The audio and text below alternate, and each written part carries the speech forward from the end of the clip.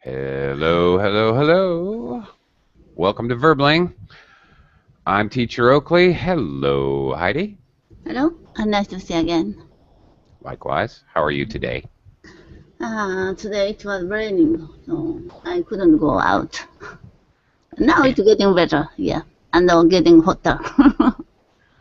Yeah, I don't know what happened here in the Philippines where I live because it was rainy season for like 4, 5, 6 weeks, constant rain. The Yeah. last week it's been summer again. Suddenly we're back in the really hot, sunny weather. It's weird. How about typhoon? I don't No know. typhoon so They're far. hiding so far. Oh, because all typhoons are born in your place. Are born. Well, a little to the east, really. I blame those people over in the Solomon Islands and So I always wherever. ask Filipinos have a typhoon. Yeah, it's the first major landmass they hit. That's true. That's absolutely true. Well, we've had 10 this year in the Philippines area of responsibility, and the average is 20. So we're halfway, in other words. So far, so good, I guess. Okay, hello, Nader. Hi, how are you? Happy Uh, to see you. Terrific. Okay. Short time no see. Yeah, right. Very good. Okay, in this class we are going to look at idioms, and we're going to specifically look at idioms that we use to talk about misunderstandings. And we're going to do that by doing some exercises together, a little mix and match, a little fill in the blank. And I will try to explain how, when, what circumstances these idioms are used under, and any related idioms, as well as deal with the British versus American factor, which pops up with phrasal verbs and idioms quite often. And as always, I'm always anxious to hear related idioms in your first languages. So please do share them as they pop up as you think of them. Okay, before I get started, I want to say hi, Wilson. Hi, teacher. How are you? Pretty good. Wilson, I have to ask you, how was it? What was it like to spend all that time with Tom Hanks on a beach? Sorry, teacher. What is that? That's me being a lunatic. Did you ever see the movie? What was that movie? Shipwrecked, Stranded. What was it with Tom Hanks, and he's on a desert island for a long Yeah, I time? remember. I remember. Yeah, Right. He talks to his the ball, Wilson. yeah. Yes, I remember because people used to do some jokes Yeah, about that with when I say hello, my name is Wilson. yeah. So yeah, I'm sure you've heard that before. I'm sorry. I'm sorry, Wilson. All right, let's get to work here. Okie doke. All right, I'm gonna do a screen share here, and first off, we're gonna look at the literal meanings for a few words that we're gonna be using in the idioms. Okay, so this is very easy. There's only 4 choices here in the bold italics. Heidi, can you start off with number 1? uh, Originally, meaning beginning or ending. Head or tail?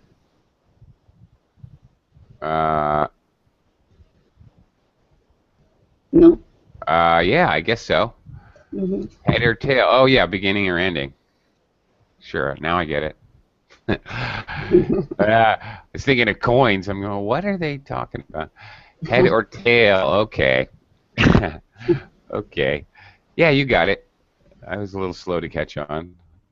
Nader. I was thinking of When the I idiom. take my dog for a walk, In the park, I try to find which I throw for the dog to fetch. I try to find a stick. Yeah. Probably don't throw your dog wires. Although that would be funny. Maybe Yeah. he thinks it's a macaroni. Yeah. Okay. Wilson. Okay. Electricity and most telephone signals come to us along wires. Along wires, of course.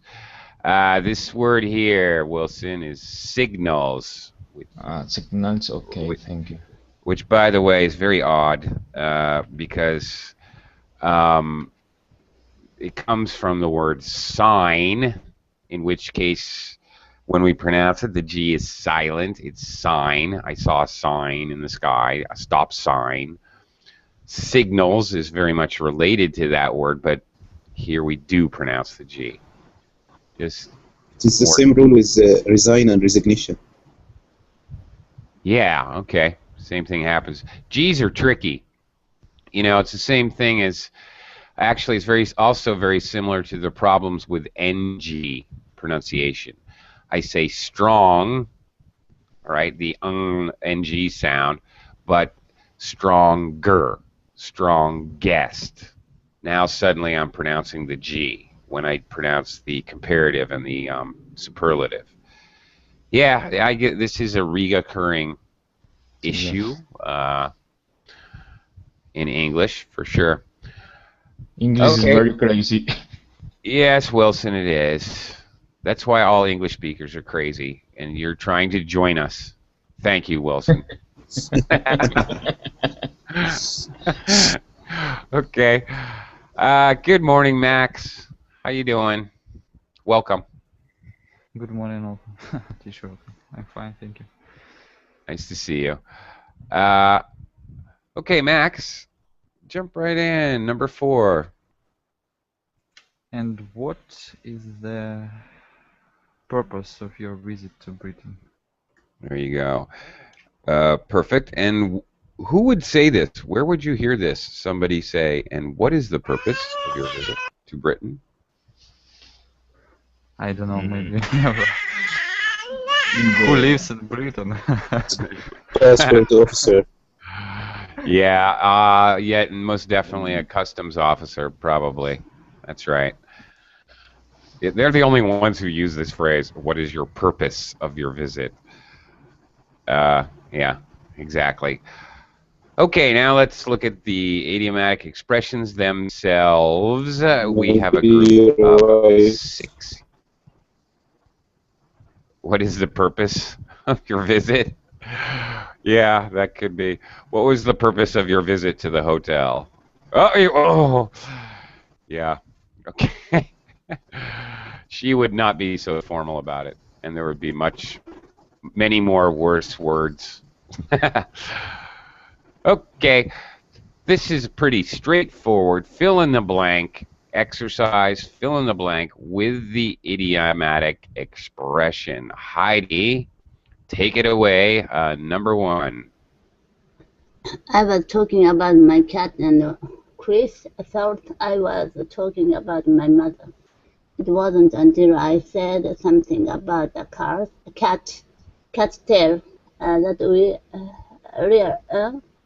realized we'd been talking for 5 minutes. No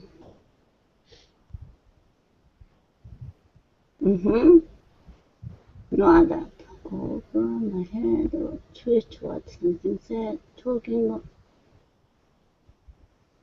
We've been talking. Twitched, not on the same cat tail, talking about mother. Doesn't until which do you think? Twist or not on the talking, not on the same wavelength. Well, it's very close to that, actually. Mhm. When I initially reviewed this, that's what I thought it was as well. But that's not the answer they're looking for. Okay. we wouldn't say, really, if we used A, not on the same wavelength, we probably would Mm-hmm. change the sentence structure. We realized we were not on the same wavelength Uh-huh. for 5 minutes. I couldn't. So, Huh? okay. If we used A, we would have to change the sentence structure to Ah. make, and then it would work. We realized that we were not on the same wavelength for 5 minutes. Mm-hmm. Okay. Mm-hmm. So, actually, the answer is we realized we had been talking at cross purposes for 5 minutes. At cross purpose. Okay. Yeah. Now this is a little confusing. Okay. Because if you're at cross purposes, it means you're not intentionally, Mm-hmm. inadvertently, by accident, you're working against each other. I've actually seen this working in big companies where, in fact, the HR human resources department is, in fact, working at cross purposes to operations. For example, they're actually hurting each other, but they don't communicate well enough. One hand doesn't know what the right hand doesn't know what the left hand is doing, and so. Actually, related idiom. The right hand doesn't know what the left hand is doing, so they end up working at cross purposes. They're actually sabotaging each other, working at cross purposes. It's a little unusual in this particular example. I mean, it works and it makes sense, but yeah, they're also, Chris and the person in this example are also not on the same wavelength. You know, your choice of an answer actually makes more sense to me. But they are, okay, they're talking at cross purposes. All right. I guess it works here. I'm more used to seeing the idiom at cross purposes to talk about people who are doing actions pretty much, that are not helpful to each other or perhaps even hurt each other. But they don't realize it. The idea being that they don't know that. It's unintentional. Okay. Have you ever experienced this, Heidi? No. I don't No. know. You're talking with somebody and you talk for 5 minutes and you realize that you were not talking about the same thing? Maybe it happened, but I forgot. Yeah. Okay. It happens to me all the time, talking to students. Maybe in English. I realize we're not even talking about the same thing anymore. Oh, wait a minute. Anyway, okay, let's move on here. And Nader, number 2. I just can't work with them. We constantly misunderstand each other. We're just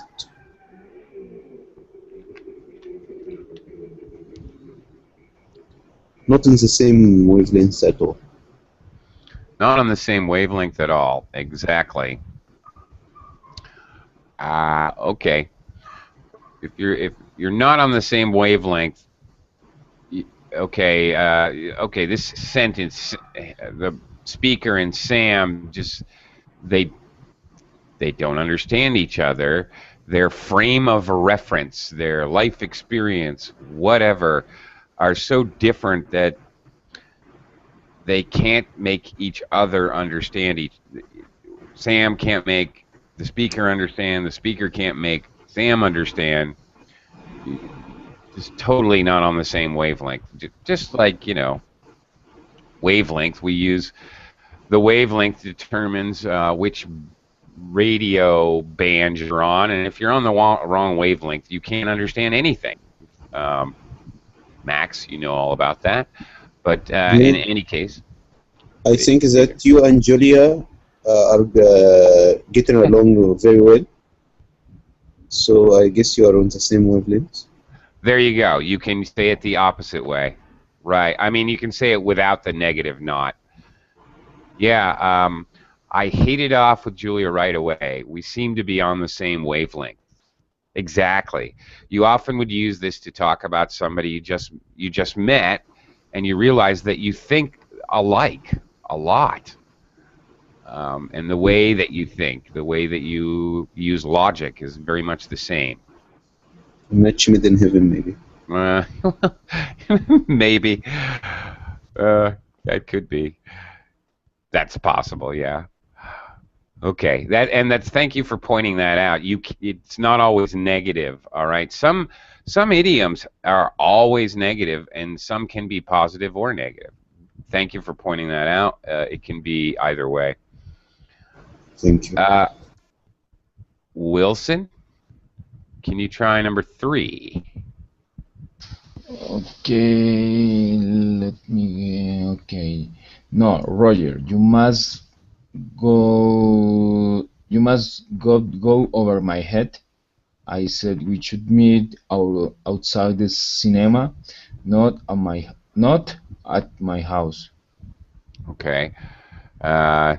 You. Well, Wilson, first of all, be careful because I think you missed the have, the auxiliary verb here. You must have got. So it could never be, we already have a verb here, got. So it could never be, you must have got go. Okay. Right. So for grammatical reasons, that's just not even possible.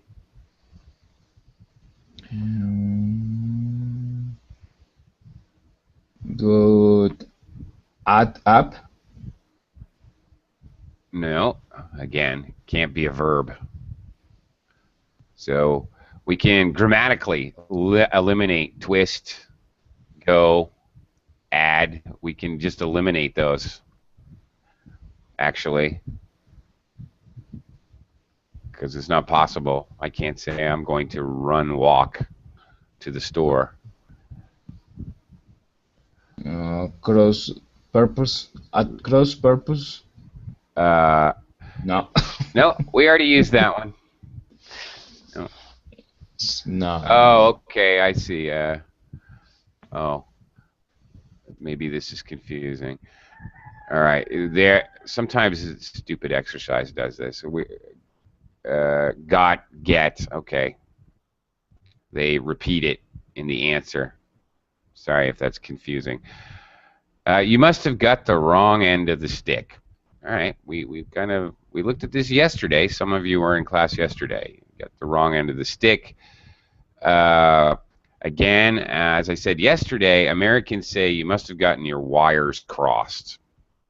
When you heard the opposite or something completely different from what you thought you heard, I thought I was picking up Anna at the post office. No, you're picking up Susie at the post office. Oh, I must have gotten my wires crossed. I must have gotten the wrong end of the stick. Normally it means you misunderstood or you misheard somebody. Okay. Max, can you try number 4? Okay. No, 4. I never said we should cancel the visit. You are go over my head. No. No.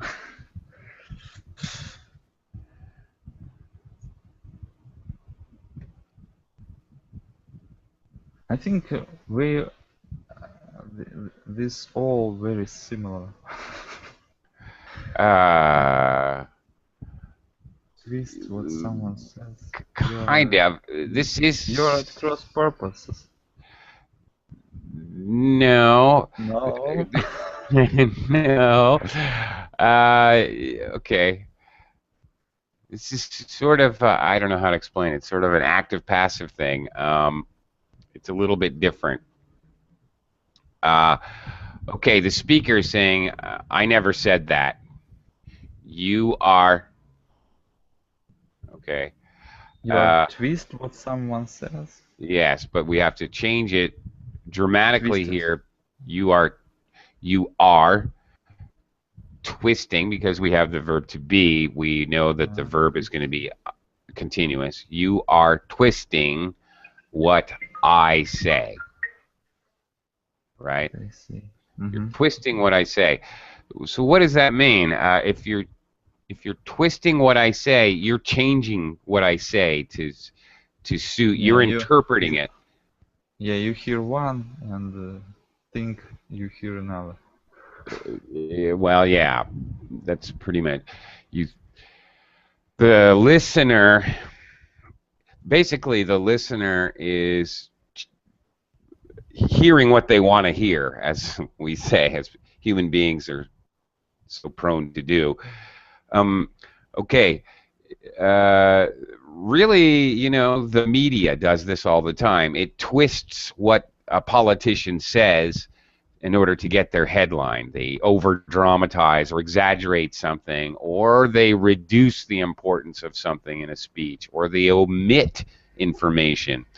When the media does this, when they change the message, and they do this more and more these days, they are twisting what the person says. They are changing the meaning. Okay. Nader, comment? Manipulating, yes. Yes, manipulating. Thank you. They are manipulating the meaning. That's right. You know, they're not. It's not exactly lying. It's not exactly, you know, saying something completely different. It's just changing, tweaking. We often talk about, okay, the media twists what politicians say, and the politicians spin information. Okay, well, the politicians change the information. The politicians basically, when they twist the actual reality and facts, and then they say them in a different way to make it seem better, we say they're putting a spin on it. Okay. Here they used to say, instead of saying we are raising the prices, we are moving the prices. I don't know moving to where, but anyway. Yeah, that's okay. Now that's putting a spin on something for sure. We're moving the prices. That's great. Yeah. Oh, nice. Yeah, it's a good example. That's spin. Now that is spin, using a different word to make it less of a negative connotation. Now that's spin. We use twist what someone says. Basically, the listener is changing it to fit their own agenda, to fit their own ideas, to fit their own beliefs, to fit their own what they want to do. Okay. Often this idiom is used in an argument like this. You're twisting what I say. Stop twisting what I say. Usually it's going to be spoken in anger and frustration, of course, because no one likes when their communication is manipulated. It's frustrating. Okay, Heidi. Try number 5. Why should a happy married, a successful businessman suddenly decide to kill himself? It just doesn't add up, does it? Yeah, exactly. It just doesn't make sense, does it? Right. We usually use that add up with numbers. Well, yeah, very practically. Yeah, that's yeah, of course, and that's very practical, very concrete and straightforward. Yep, add up the numbers. So we can, you know, it just doesn't add up. This phrase is often used in business, or it can be with invoices or sure. This, yes, because with wrong invoices, simply it doesn't add up. That's right, exactly. Or we use it about mysteries. Why did something happen? It doesn't add up. Now here is one. Conversely, where if used concretely, I can say, oh yeah, the figures add up. Yeah, the figures are right, correct. The figures add up. The numbers add up. Yeah, but used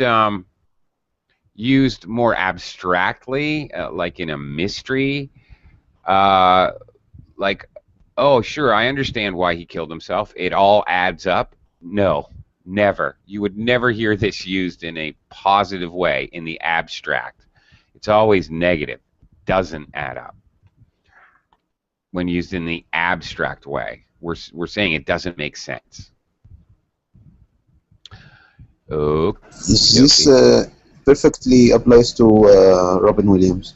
Yeah, I think it does. And you know, I didn't know if I should mention it or not, but that's exactly what was in my head as I was talking about this. As a matter of fact, yeah, it doesn't add up. What an enormously successful human being, a loving family, beautiful home. He had everything. Just what crazy? Doesn't add up. I don't understand it. Okay. Nader, number 6 here. I can't understand anything in my physics class. All the explanations go right over my head. Yep, go right over my head.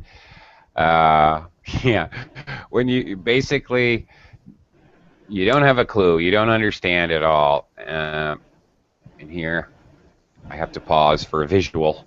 If something goes over your head, sometimes native speakers, okay, warning, if this happens to you, you're talking, you're practicing your English, and you're talking to two native English speakers, and they're talking, and you don't understand them, and they start to laugh, and you don't get the joke. If somebody goes whoosh, like that, it means maybe they nod at you and go whoosh. They're saying it went right over their head, like the wind. Whoosh. They may even make that sound. Whoa, right over her head. She didn't understand a thing about what I just said. Nothing. Absolutely no idea what I'm talking about. So we actually have a gesture, body language, to express this idiom. Just so you know, that's what that means. Yeah. Sometimes I do that talk about myself. My friend is trying to tell me something, and I'm like, "What? I have no idea what you're talking about." That would be very common. I do that. It's a common gesture when I'm speaking. I don't understand at all. Talk about myself. Okay, it's all Greek to me. This came up about a week ago or something. Okay. No, but I told no, that was my question. I told you we have the expression. It's all Russian to me. Yeah, that's Since right. we have, But we have it's all Chinese to me. Really? Yeah. What do the Chinese say? Oh my God. That's all English. Oh my goodness. That is so funny. Oh wow. That's just ridiculous. Okay. Which fits best in each situation? We got another group of 4 to talk about misunderstanding. Wilson, try number 1 here.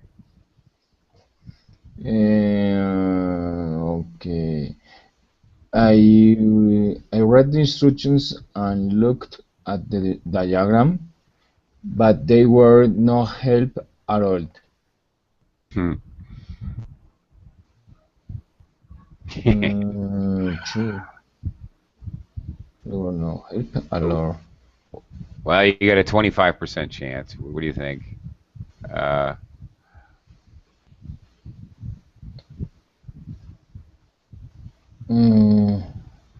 It was all Greek to me. There are no help at all. Well, in fact, there's there's a 50% chance, because in my personal belief, two of these answers are work. Yeah, it could be it was all Greek to me, or it's just double Dutch to me, which basically has the same kind of meaning. Yeah. We use Greek to me more it was all Greek to me to talk more about written language. So probably it was all Greek to me is the better answer here. It was just double Dutch to me, meaning it could be anything. It could be actions that you see. For example, you go to a sporting game and you don't understand the rules at all. Okay, that's just double Dutch to me. I have no idea what's going on, what they're doing, or why. Okay. For example, when I watch cricket, it's just double Dutch to me. I have no idea what they're doing. Okay. But instructions, written words, is more common to say it's all Greek to me. But here, you know, I read the instructions and look at the diagram. They're no help at all. Now I understand why you say it's all Chinese to me, because whenever I've bought a Chinese like product that had instructions, it was just pointless. Just burn the instructions because I can't understand what they're trying to tell me. Okay. Anyway, next one, Max. Okay, 2. Second. Yeah. Well, just like you said, it was just double Dutch to me. Yeah. Okay. I don't understand why they have. Okay. It's full of legal jargon. Yeah, you know, it could be. It's full of legal jargon. By the way, jargon means words related to a specific field or profession. Like, of course, lawyers have their own language. Heaven knows doctors have their own language that us mere mortals cannot understand. But every profession has its own jargon to some extent or another. Okay, yeah, and I get it too. You know, Greek to me, double Dutch to me. Legal jargon is written words. It could be either. Really, you guys can't be wrong. There's only one idiom here that really means something different. It could mean the answer I think they're looking for is the penny still hasn't dropped. But I don't really understand that. The penny hasn't dropped means that something hasn't happened yet. Well, or you're waiting for something. So I suppose this is kind of weird, but all right, you're renting the house. I don't know why you're renting a house before you look at the contract. The person must be an idiot. But I get the idea. If you rent a house and then afterwards you look at the contract, you're probably waiting for some bad news. The penny hasn't dropped. The penny still hasn't dropped means that there's going to be bad news. And you know that there's going to be bad news. But you don't know how bad yet. I think this is an awkward example, but I think that's what they're getting at. I think the key here is understanding this stupid person rented a house before they actually reviewed the contract. I think in Russian it's so common. People don't read the contract, just seen it. Really? Oh, sign it. Sign it. Sign it. Sign Yeah. it. Really? Yeah. Yeah. Yeah, you don't do that in America. Because once you sign the document in America, then you're legally bound, and they can take every cent you have. They can ruin your life. So every time you sign a contract, you're risking your livelihood, your house, your family. You're really risking your life every time you put your name on the dotted line. Seriously. People take it very seriously. So I'll spend the penny. This means I'll pay. I need to pay. I need to spend the penny. I don't know that one. I don't know. No, I'm just asking. I thought that I heard something like this. I'm not sure. Okay. I need to. No, there's a lot of penny idioms. A penny for your thoughts. I mean, okay, I'd pay you to know what you're thinking. I need to spend a penny. I don't know that. Okay. Yeah. I just don't know it. I don't know everything. Not to say it I doesn't don't know exist. if it exists or not, but I'm just. Oh, okay. I guess I heard it, but I'm not sure. Anyway, Okay, I number research it 3. and come back All to right. you. Get back to me on that. Sure, I'd love to learn about it. Okay, Heidi. Okay, the only one that is really a little different. Heidi, number 3. Really? Yeah. I don't believe what you are suggesting. I believe maybe letter C. No. D. You are putting words into my mouth. Right. Very similar to you're twisting my words. Or you're twisting my words, explicitly means you're giving my meaning, you're giving my words a different meaning. You're putting words in my mouth. Could be that you're saying I said things I never even said. You're not just changing the meaning of what I said. Sometimes if you're putting words in my mouth, you're telling me I said things that I never even thought. Sometimes even. Equally also frustrating, obviously, to anybody. So obviously this is used in an argument or an anger quite often. Some sort of dispute, for sure. No one's happy when people are changing what they said or lying about what they said. Of course. And then, okay, last one, Nader. Okay. You don't understand or realize what is going on. Yeah. We can say it was all Greek to me. It was just double Dutch to me. Yeah. Probably more likely it was just double Dutch to me. Have you ever watched a sporting event and you have no idea what the rules are? Yeah. It always happens with Americans football.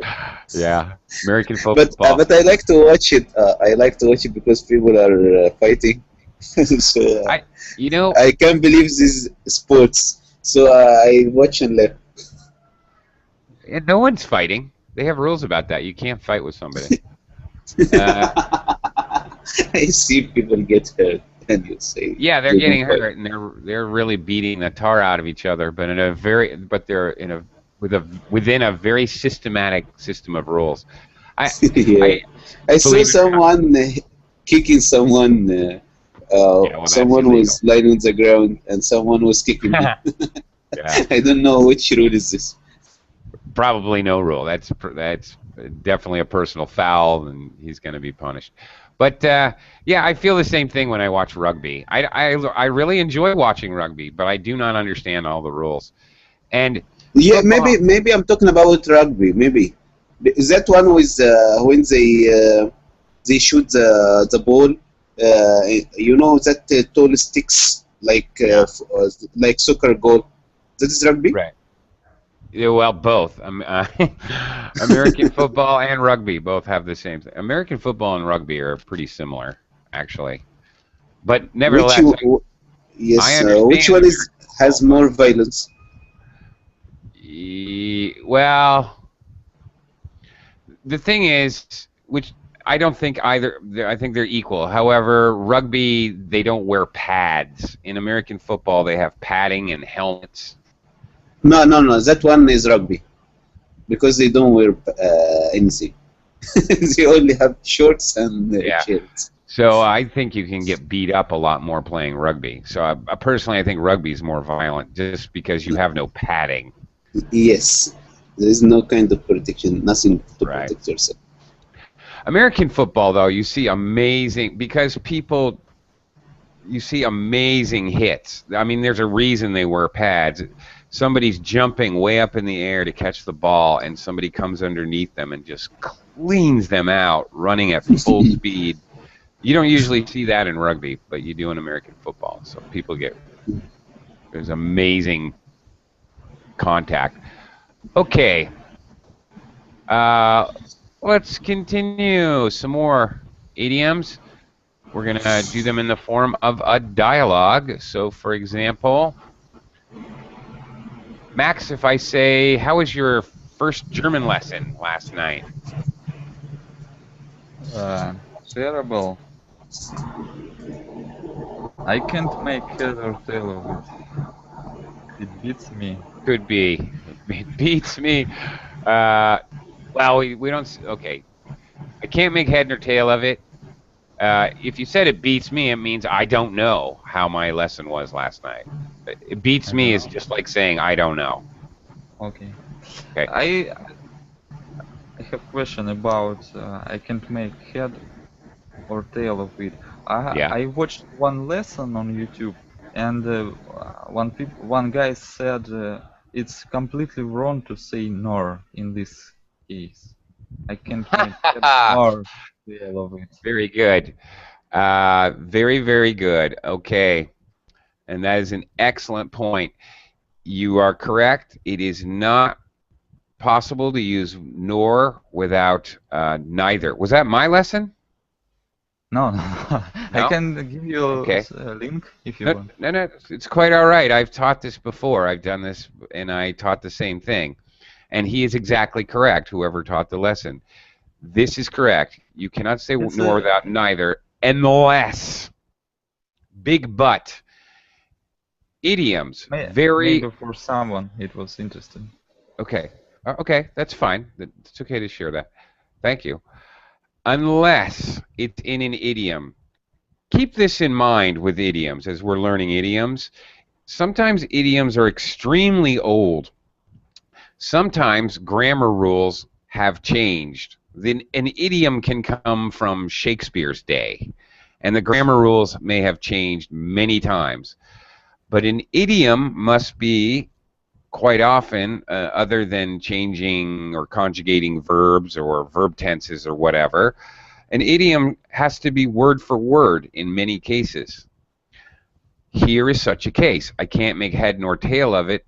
It used to be okay in grammar to say nor by itself.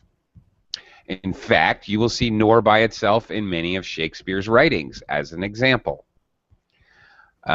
without neither. As an example, it's older English. This happens a lot when we learn idioms. It happens all the time. Students will say, but that's not a grammar rule. That doesn't work. Here's my answer. But it used to be.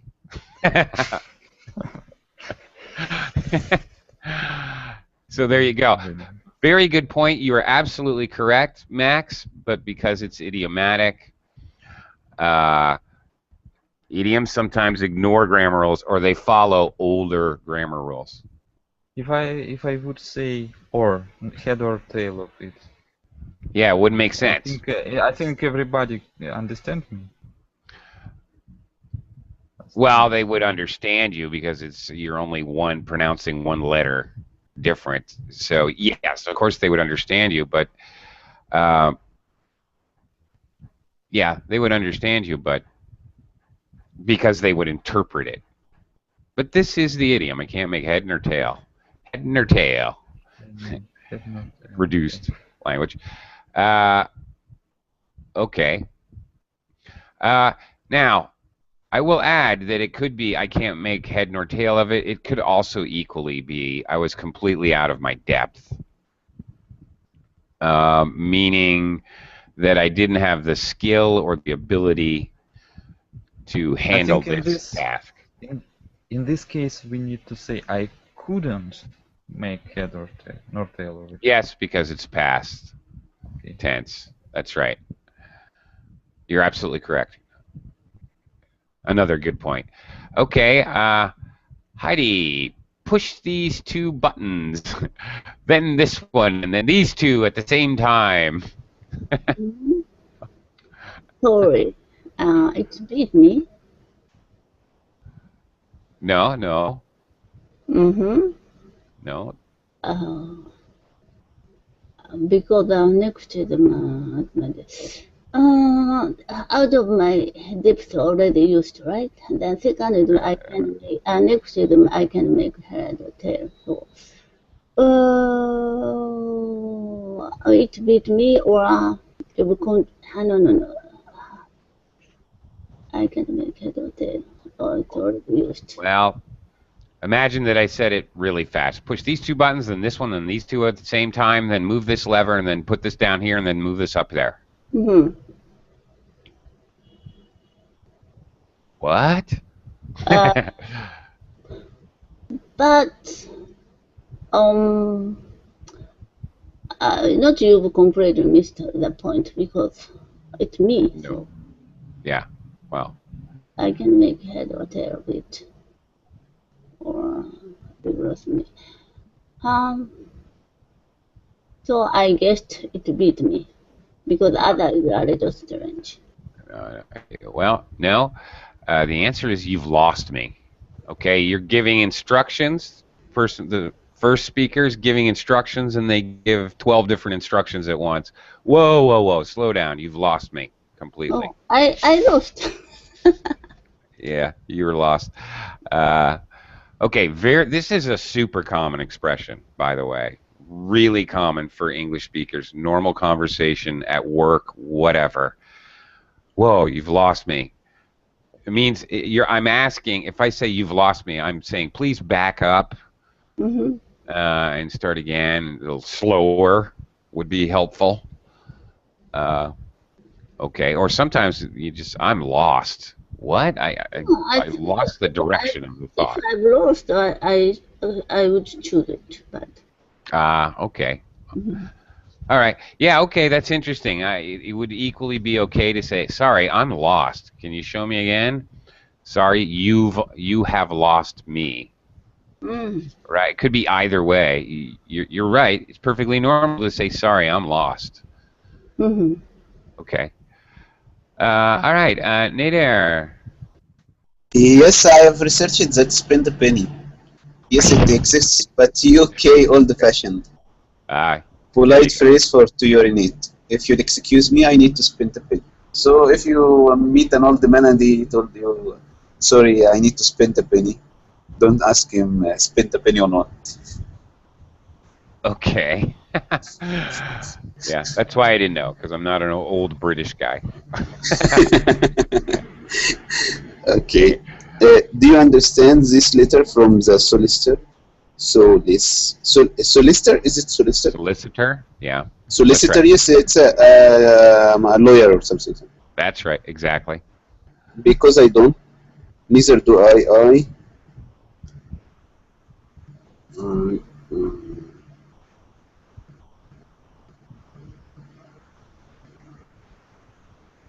I guess we got our wires crossed. I think this is the same as how number one. It could have been I can't make head nor tail of it, or I was completely out of my depth. Probably number one was I was completely out of my depth, because number three here is probably no. Can't make head nor tail of it. One moment. Did he? It's a matter of understand. Do you understand? Sorry, I thought. Did you receive? Right. So I thought. I guess we got our wires crossed. Right. Well, if it was received, then you would have been right. Yeah. Yes. I guess I lost it. I can't make a head nor tail of it. Yes. Probably it. Okay. Max, why does Denise want to quit her job? I thought she loved it. I don't know. It beats me. There you go. Also very common. Beats me. What time is this meeting gonna end? Beats me. And often this is one that it's so common that we often even drop the subject noun. Beats me. It's super common. Okay. So yeah. Anyway, number 5. Heidi, so we're going to waste all this money on advertising on TV? Mm-hmm. Oops. No. No. That's not what we agreed. No. Yeah, agreed. We've agreed that we are only going to spend it if sales doesn't improve in the next 2 months. Mm-hmm. Okay. So we're going to waste all this money. No. Or rather, no. Mm.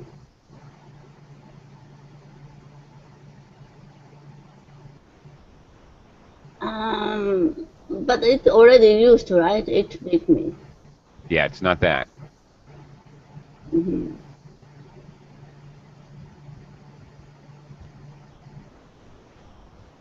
Okay. You completely missed the point. Yeah, exactly.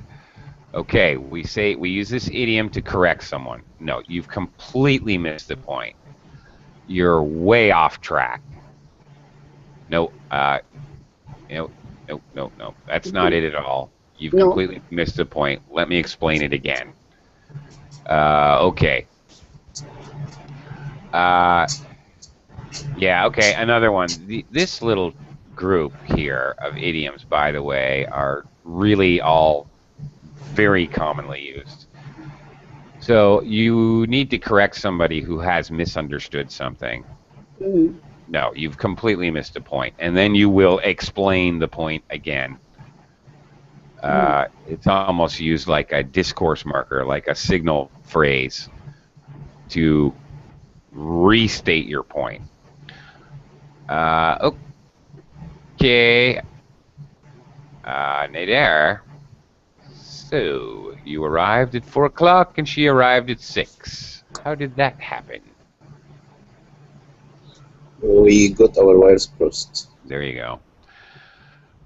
Yep. So is it polite to say you've completely missed the point? It's a matter of intonation. That's a very good point. It's a matter of intonation, and the fact is we use this idiom a lot when we're frustrated because someone's not understanding.